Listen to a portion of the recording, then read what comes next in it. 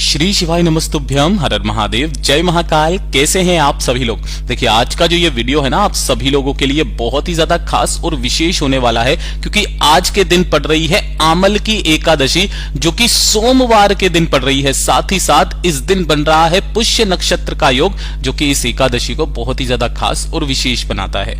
गुरुदेव ने कहा इस आमल की एकादशी के दिन जो भी व्यक्ति अपने घर पर राजरात्रि को आंवला स्वधा दीपक वाला उपाय कर लेता है, उसके घर में महाराज कभी भी धन संपदा वैभव की कमी नहीं रहती। उसके परिवार में हमेशा खुशियां बनी हुई रहती है। अगर आपके परिवार की खुशियों को किसी की नजर लग गई है, घर की उन्नति नहीं हो रही है, कष्ट बहुत ज्यादा घर में पड़े हुए हैं, कोई ना कोई दुख आपके जीवन में बना हुआ है ना, तो आज के दिन का ये उपाय करना बिल्कुल मत भूलिएगा।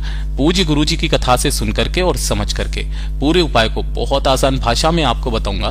परंतु उससे पहले आप सबसे एक छोटी सी प्रार्थना है कि जो लोग पहली बार आए हैं, चैनल को सब्सक्राइब जरूर कीजिएगा और वीडियो को लाइक करके देव आदिदेव महादेव का कोई सा भी प्यारा नाम कमेंट बॉक्स में लिखना मत भूलिएगा। इस पूरे वीडियो में हम 5 महा उपायों के बारे में बात करेंगे, जो कि आपकी अलग अलग कामना पूर्ति के लिए सिद्ध होंगे, तो ध्यान से सुनना और समझना। सबसे पहले बात करते हैं पहले वाले उपाय होता है। गुरुदेव ने ये वाला उपाय खास करके बताया कि अगर आपके घर में धन को लेकर के समस्याएं हैं, पैसों को लेकर के समस्याएं हैं, कर्ज बढ़ता चला जा रहा है, या फिर आप चाहते हैं आपके घर में सदैव धन की आवक होती रहे, कभी पैसे की कमी ना रहे, कभी कर्ज ना लेना पड़े, आपकी जो भी दुकान है ना, या फिर कोई व्यापार है, कोई फैक्ट्री है ना, वो सारी बहुत अच्छे से आपकी चलती चली जाए, कभी भी उसमें घाटा ना हो। ठीक है, तब आपको ये वाला उपाय करना है अपने घर में धन की आवक को बढ़ाने के लिए। पूज्य गुरुजी ने कहा एक दीपक आपको तैयार करना है। अब यहां पर ध्यान से सुनिएगा, जो आप ये एक दीपक तैयार करेंगे, क्रम बिल्कुल बदल जाता है। इस दीपक को आपको तैयार करना है घर के आटे से। ठीक है, घर का जो गेहूं का आटा होता है, उसी आटे का एक दीपक बनाना है, चाहे गोल बना लो, कैसा भी बना लो, लेकिन इसके अंदर जो बाती लगेगी वो लगेगी गोल बाती। ये चीज ध्यान रखना, लंबी बाती नहीं, इस बार लगेगी गोल बाती, और इसके अंदर भरना होगा आपको घी। केवल ये एक दीपक आटे का आपको बनाना है, और इसी के साथ में आपको लेने होंगे थोड़े से गेहूं के दाने। गेहूं के ना हो चावल के दाने ले लो, चावल के नहीं है हरा मूंग ले लो, हरा मूंग नहीं है फूलों की पत्तियां ले लो, कुछ भी, मतलब आसन लगाने के लिए आपको कुछ ना कुछ जरूर चाहिए। वो वाला दीपक आपको डायरेक्ट जमीन पर नहीं रखना है। ठीक है, तो ये 2 चीजें आपको चाहिए मात्र। और एकादशी के दिन शाम के समय जब सूरज ढल जाए, है ना, शाम के समय सूरज ढलने के बाद में आपको यह उपाय करना है। चाहे आप रात्रि को 9 बजे, 10 बजे, 11 बजे, कितनी भी बजे करो, सूरज ढलने के बाद में आपको यह उपाय करना है। आपके घर में जहां पर भी बेल पत्र का पेड़ है, इस चीज का ख्याल रखिएगा। बेल पत्र का पेड़ है, किसी गमले में लगा हुआ है, चाहे छोटा ही पौधा क्यों ना हो, उस बेल पत्र के पेड़ के पास में जाना है। अगर आपके घर पे बेलपत्र का पेड़ नहीं है, तब आपको बेलपत्र का पेड़ जो भी आपके घर के आसपास हो वहां जाना होगा। घर में है तो घर वाले पर भी कर सकते हैं। आपने जो एक दीपक लिया है ना, उस दीपक को अपने सम्मुख में यहां पर बैठ करके और यहां पर आपको उसे प्रज्वलित कर देना है, जला देना है। ठीक है, किस समय पर करना है? सूरज ढलने के बाद में। दीपक जलाने के पश्चात इसके नीचे जो आसन के तौर पर आप लेकर के आए हो, उसे यहां पर जला देना है, और वहीं बैठ करके आपको 108 बार, ये चीज ध्यान रखना, 108 बार एक शब्द का स्मरण है, जो है स्वधा। ठीक है ना, स्वधा कौन है? मैया पार्वती जी की नानी का नाम है, जो पितृलोक में निवास करती है। आपको इस स्वधा का स्मरण करना है 108 बार, वहीं पर दीपक के सम्मुख में बैठ करके।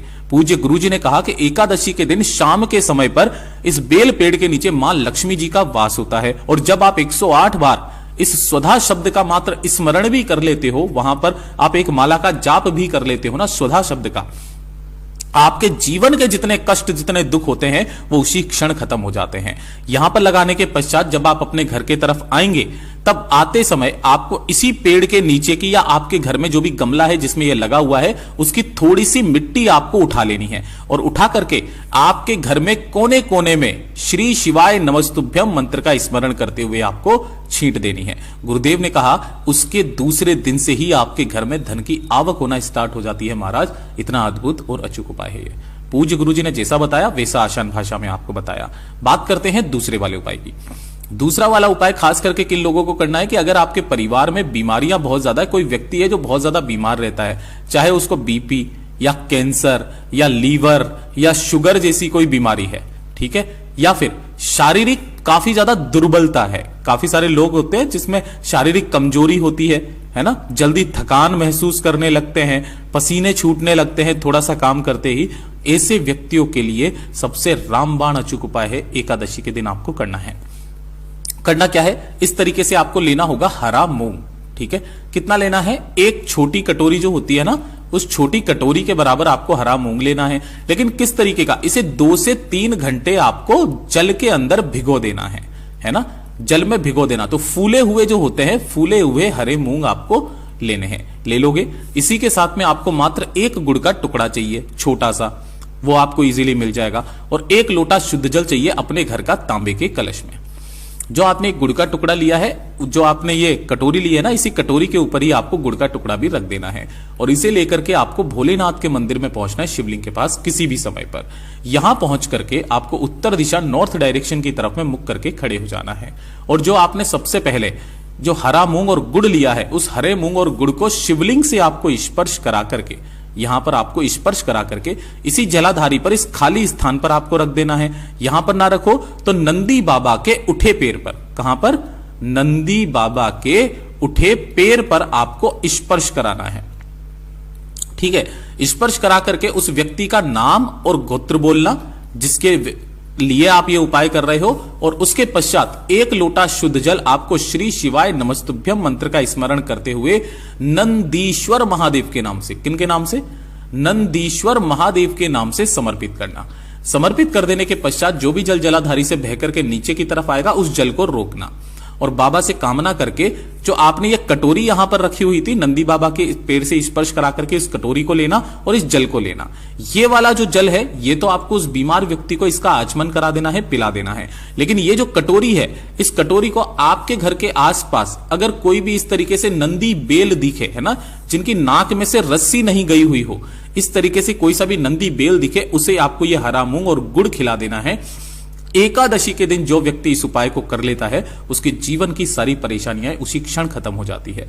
पूज्य गुरु जी का बहुत अद्भुत और अचूक उपाय है, जरूर कीजिएगा। और तीसरे नंबर के उपाय के बारे में बात करते हैं, जो कि मैं हर एकादशी के दिन बता देता हूं आपको। अगर आपकी कोई कामना पूरी नहीं हो रही है, कोई इच्छा पूरी नहीं हो रही है, आपने सब कुछ उपाय करके देख लिए, लेकिन आपको उन उपायों का फल भी नहीं मिल रहा है, तब आपको यह वाला उपाय करना होता है, जो कि 7 बेलपत्र वाला उपाय है। गुरुदेव ने कहा 1 लोटा आपको लेना है तांबे का। अब इसके अंदर देखिए, ध्यान से सुनिएगा, जल भरना है, लेकिन कौन सा, जो भी पवित्र नदी का जल हो, ध्यान रखना, पवित्र नदी जो भी है। अब भैया पवित्र नदी का जल तो हमें कहां मिलेगा, जनरली हमारे घर में क्या होता है, गंगा जल। लेकिन गंगा जल भी इतना नहीं होता कि आप पूरा का पूरा लोटा भर लो। तो गुरुदेव ने कहा इसे आपको अपने घर के जल से भरना है और उसके अंदर 2 से 4 बूंदे गंगा जल मिला लेनी है। ठीक है, और इसी के साथ में आपको लेने होंगी 7 बेलपत्र, जो कहीं से भी खंडित कटी फटी ना हो, इस चीज का ख्याल रखना।